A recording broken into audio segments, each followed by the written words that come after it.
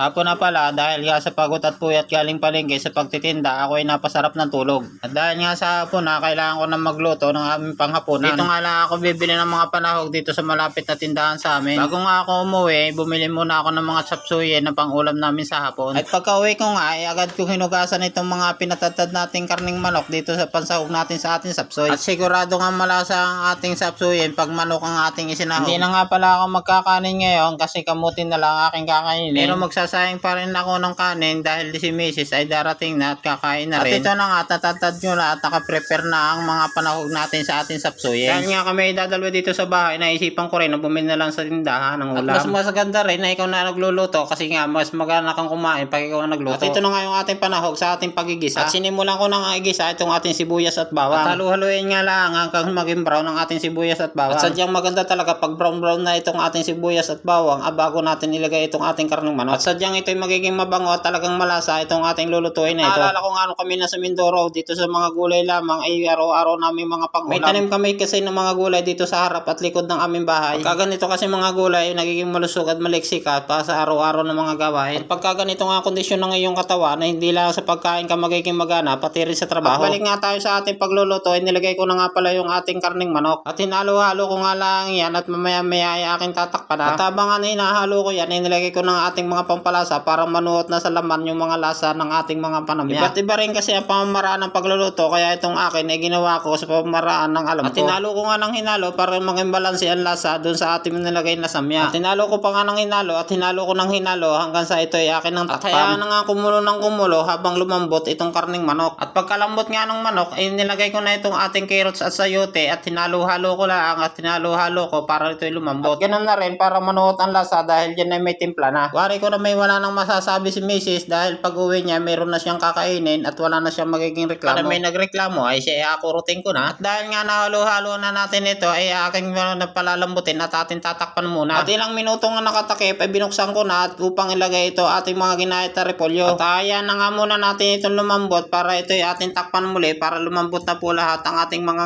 ginayat na mga gulay. At pagkalagay ko nga niyan ay nag-add lang ako ng kaunting tubig para ito ay ating takpan na at lumambot na. At pagpasensyahan nyo nga pala ang aking voice over dahil parang matigas ang aking mga boses. At dahil nga nung bata pa ako hindi ako marunong magtagalog dahil ako ay galing Bisaya. At hanggang nga sa paglaki ko ay daladala ko na ang ganyang boses. At sa kagandahan palad nga po ay hindi na rin po ako marunong magbisaya dahil di po ako dito na lumaki sa Katagalugan. At kung itatanong nyo nga po ay kung saan Bisaya, ito po ay doon sa Danau, Kadyokan, Romblon. Tagaroon kasi ang tatay ko napadpad lang ng Mindoro at dito na po nakapag-asawa. At ganoon na nga po ay tinakpan ko po itong ating niluluto upang ito ay maluto na ng tuluyan. At ito na nga po ilang minutong kuluan ay luto na nga po ang ating sapsoy. At sa sunod pong video, bye bye!